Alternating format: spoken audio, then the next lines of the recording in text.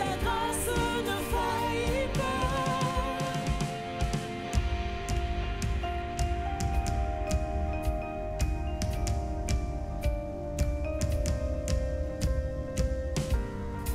Rien ne pourrait me justifier, ton pardon est immérité.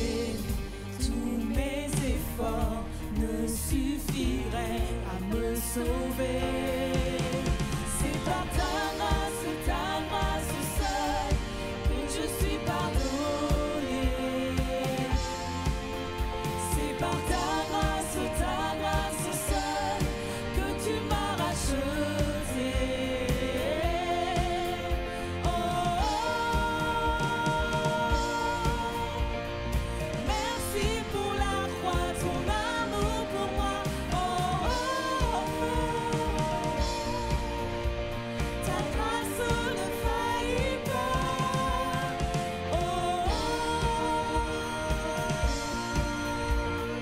Merci pour la croix, ton amour pour moi. Ta grâce ne faillit pas. Ta grâce justifie, ta grâce m'affranchit, ta grâce purifie, ta grâce m'offre la vie, ta grâce m'a sauvé, ta grâce a pardonné, ta grâce m'a comblé, ta grâce m'a libéré, ta grâce justifie, ta grâce m'affranchit, ta grâce purifie, ta grâce m'offre la vie, ta grâce m'a sauvé, ta grâce a pardonné, ta grâce m'a comblé, ta grâce m'a libéré, ta grâce justifie, ta grâce m'affranchit, ta grâce purifie, ta grâce m'offre la vie, ta grâce m'a sauvé, ta grâce a pardonné, ta grâce m'a comblé, ta grâce m'a libéré.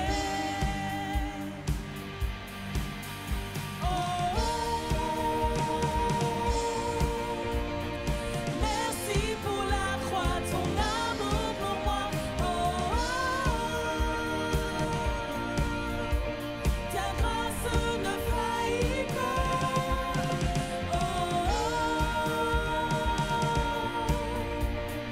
Merci pour la croix, ton amour pour moi. Ta grâce ne faillit pas. Ta grâce justifie, ta grâce m'affranchit, ta grâce purifie, ta grâce m'offre la vie, ta grâce m'a sauvé, ta grâce a pardonné, ta grâce m'a comblé, ta grâce m'a libéré, ta grâce justifie, ta grâce m'affranchit, ta grâce purifie, ta grâce m'offre la vie, ta grâce m'a sauvé, ta grâce a pardonné, ta grâce m'a comblé, ta grâce m'a libéré.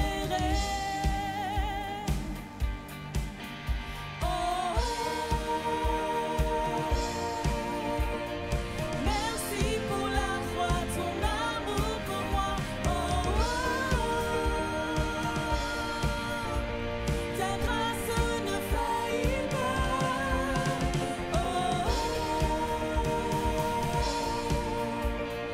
Merci pour la croix, ton amour pour moi. Ta grâce ne faillit pas. Merci Seigneur pour ta grâce qui me justifie, qui me sauve. Alléluia. Ton pardon est immérité.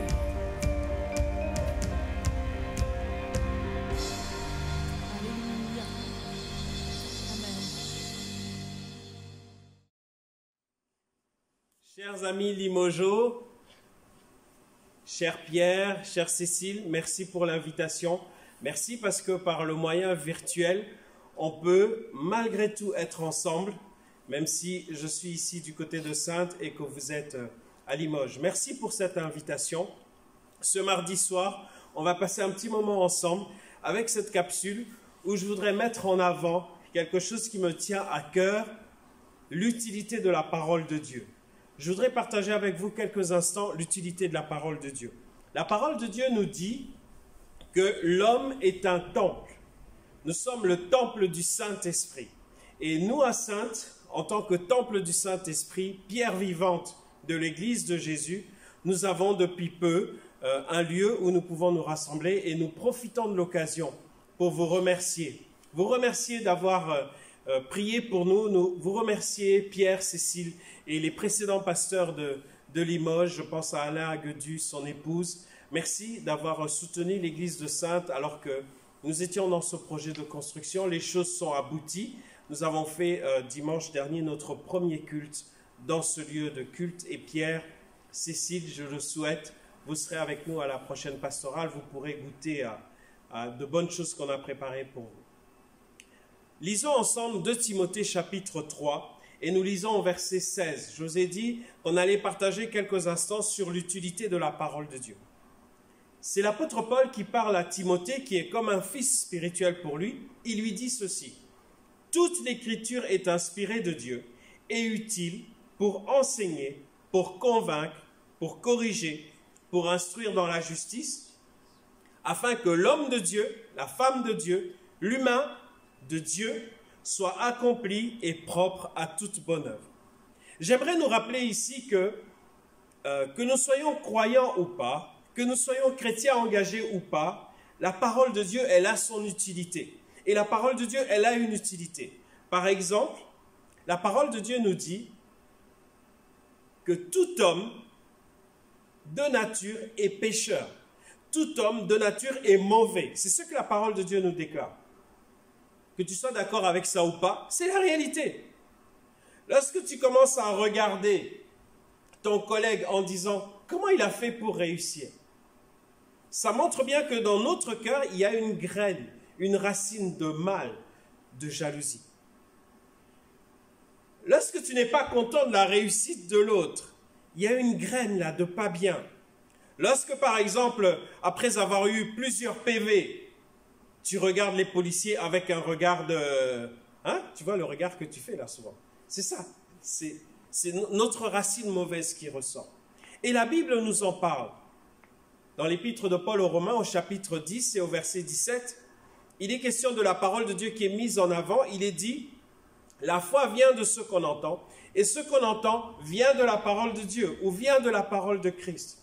Donc la parole de Dieu, elle a une part importante dans la vie de l'homme, qu'il s'en rende compte ou pas. Dieu, dans sa parole, a déjà parlé de l'homme. Dieu, dans sa parole, a déjà parlé à l'homme. Dieu, dans sa parole, a déjà prévu l'avenir de l'homme. Et j'aimerais te dire, croyant ou pas croyant, engagé ou pas engagé, chrétien fervent ou pas fervent, parce que j'aimerais pas dire chrétien non pratiquant. C'est compliqué de parler de non pratiquant. Je ne sais pas si vous avez déjà vu un gars qui s'appelle Messi, de son prénom Lionel, et on va dire de lui que c'est un footballeur non pratiquant. Tu as déjà vu, toi, un footballeur non pratiquant? Alors comment tu peux avoir un chrétien non pratiquant?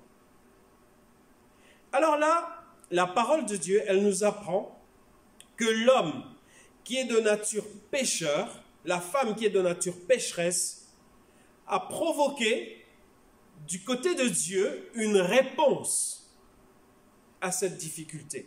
Parce que Dieu a créé l'homme pour qu'il puisse être en communion avec lui. Et la Bible nous dit dans le livre de la Genèse que vers le soir, Dieu venait rencontrer Adam et Ève pour s'entretenir avec eux.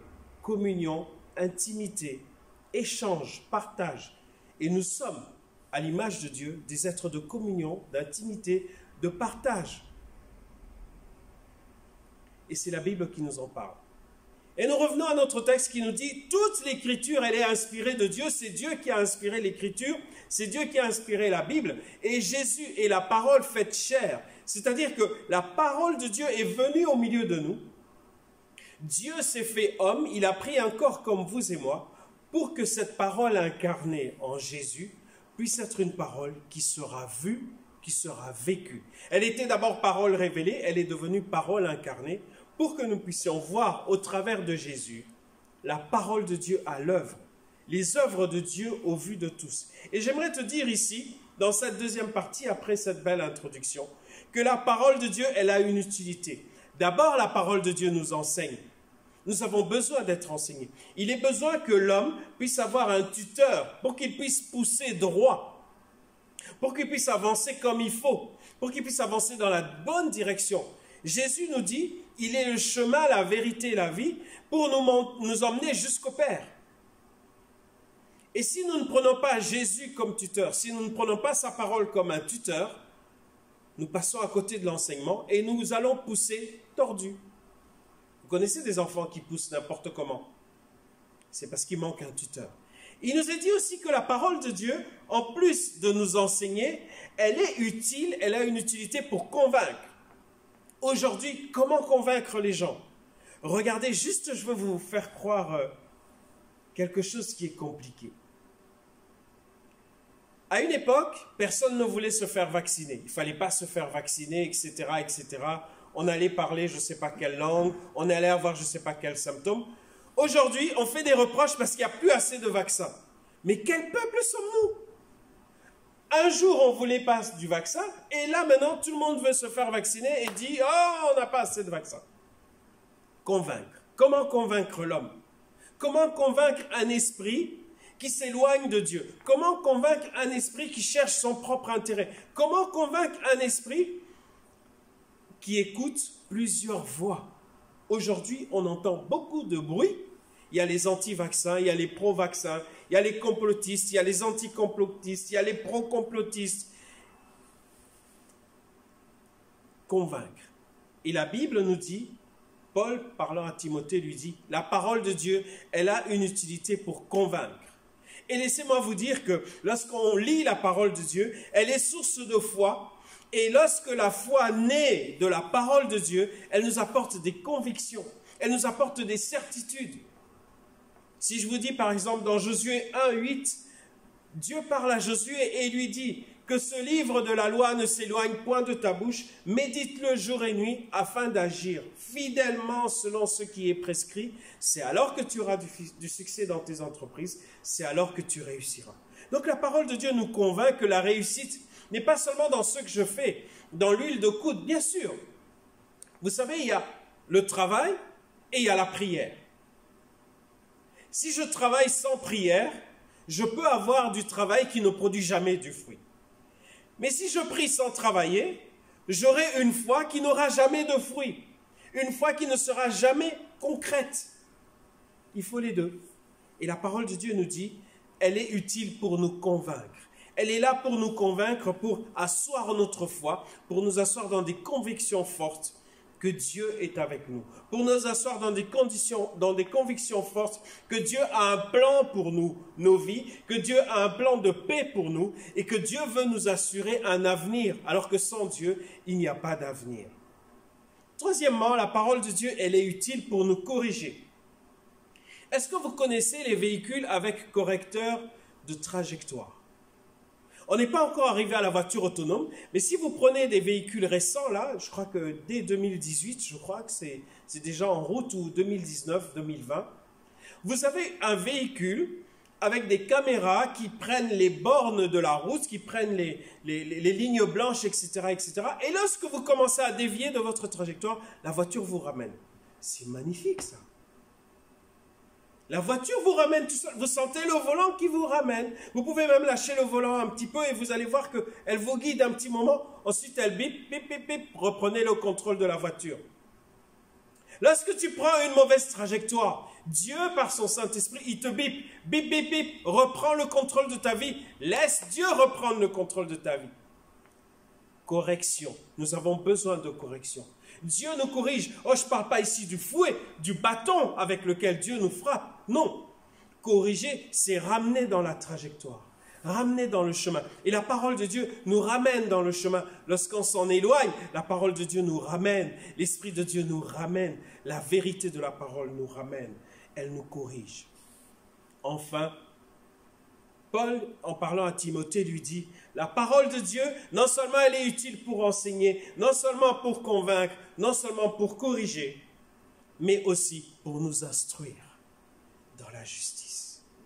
Aucun homme n'est juste. La Bible nous dit personne ne cherche Dieu. Tous les hommes sont corrompus, les femmes sont corrompues. Tout le monde, chacun cherche son propre intérêt, chacun cherche son propre chemin. Et Jésus, à un moment, il regarde la foule qui est là devant lui et il dit, il était ému dans son corps, dans son cœur, et les entrailles se sont serrées parce qu'il regardait cette foule qui était comme des brebis qui étaient sans berger. Et Jésus est venu comme le bon berger. Et le bon berger est venu pour que nous puissions être instruits. As-tu réalisé combien est important l'instruction? Dans le livre des Proverbes, il est dit d'instruire son enfant dès son plus jeune âge, de sorte que lorsqu'il sera vieux, lorsqu'il va grandir, il puisse garder les bienfaits de son instruction. Mais je te poserai la question, l'instruction sans Dieu, qu'est-ce que ça donne? L'instruction sans Dieu, ça donne un pays qui va bombarder un autre avec une bombe d'essai dont il ne connaissait pas les effets réels, et ça donnait Hiroshima et Nagasaki. L'instruction sans Dieu, ça donnait un pays qui fait un embargo en disant à un autre pays, on ne va pas vous livrer des médicaments. Alors que dans ces pays, il y a des femmes et des enfants, des personnes malades. Et c'est le congrès d'un pays qui vote ça. C'est quoi notre instruction? L'instruction sans Dieu, elle mène à la ruine. Quelqu'un a dit, science sans conscience n'est que ruine de l'âme. Mais laisse-moi te parler de l'instruction de la Bible. Laisse-moi te parler de l'instruction de Dieu, qui est l'inventeur du logiciel qu'on appelle homme, qui est l'inventeur de la création qu'on appelle homme. C'est lui qui nous a fait et il nous connaît. Et lui peut nous instruire, il peut nous apprendre.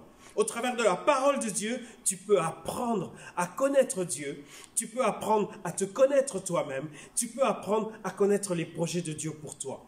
Et je vais finir avec ça, puisqu'il est dit que l'homme de Dieu, lorsqu'il aura appris ces choses utiles de la parole de Dieu, il va devenir un homme de Dieu, une femme de Dieu accomplie et propre à toute bonne œuvre. Et ça va être ça ma conclusion. La parole de Dieu, elle a une utilité, comme on l'a appris là maintenant, elle a une utilité afin que tu deviennes accompli. Accompli ici, un autre synonyme pour ce terme-là, dans le contexte, c'est de dire adapté. Adapté pour que tu sois propre à toute bonne œuvre.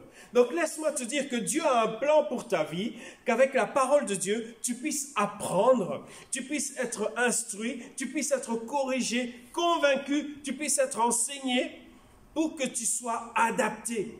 Excusez-moi, mais avec le Covid, est-ce qu'on n'a pas dû s'adapter? Et il y aura encore besoin qu'on s'adapte. Et ce n'est pas juste l'adaptation de l'intelligence ou de la sagesse humaine, mais ici, l'adaptation avec la parole de Dieu qui nous permet d'être adaptés à tout type de terrain. Est-ce que tu connais les tétés? Les tout-terrains. Et les tétés nous rappellent que nous sommes soit dans un tremplin, soit dans un tombeau. C'est que ta vie sans Dieu, tu vas vers le tombeau. Alors que ta vie avec Dieu, même si tu arrives de tomber, de te faire mal, c'est un tremplin. Parce que le Seigneur est en train de te corriger, il est en train de t'instruire, il est en train de te rectifier, il est en train de t'enseigner pour que tu ailles encore plus loin.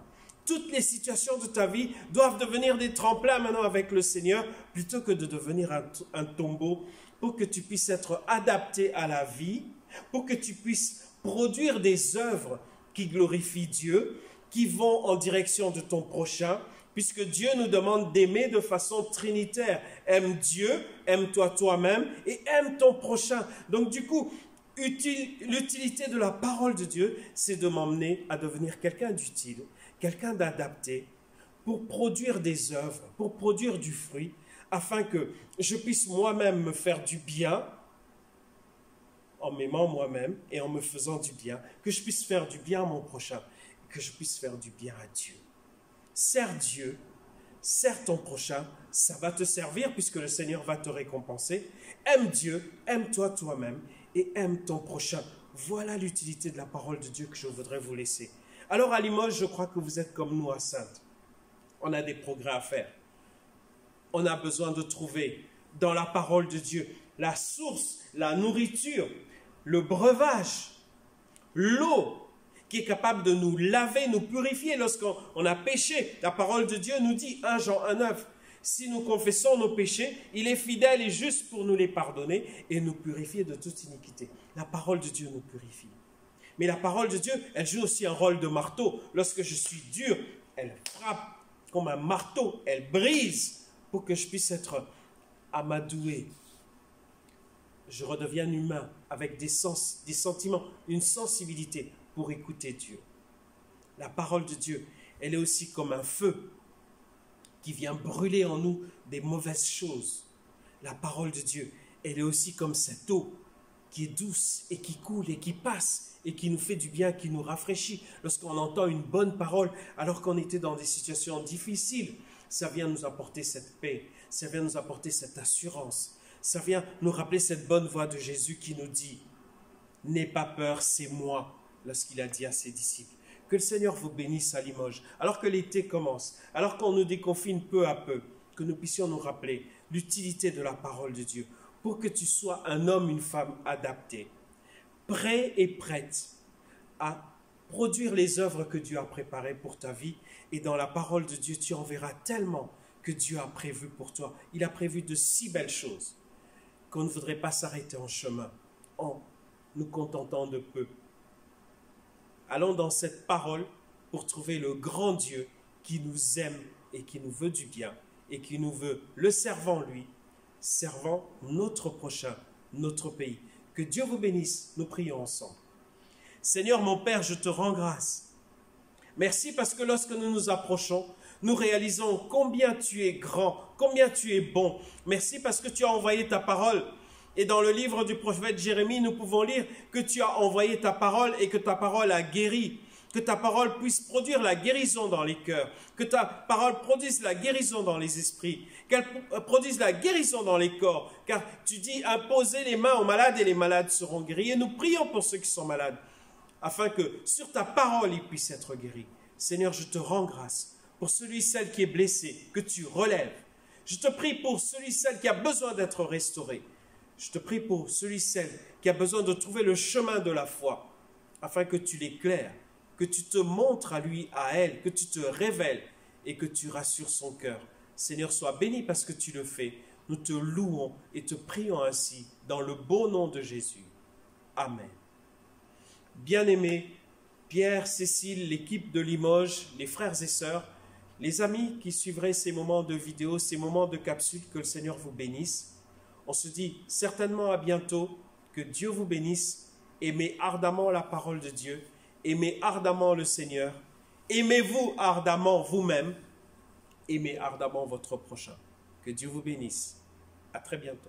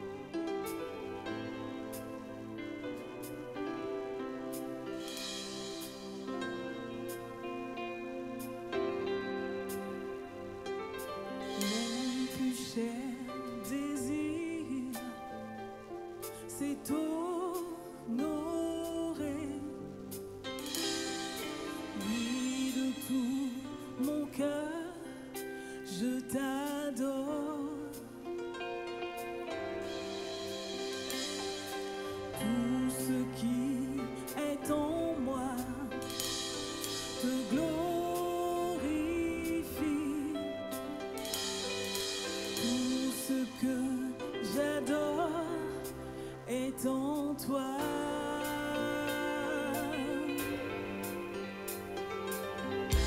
je te donne mon cœur, je te donne mon âme, et je vis pour toi seul, chaque instant de ma vie, jusqu'à la fin de mes jours. Ô Seigneur, règne en moi, je te donne mon cœur, je te donne mon âme, et je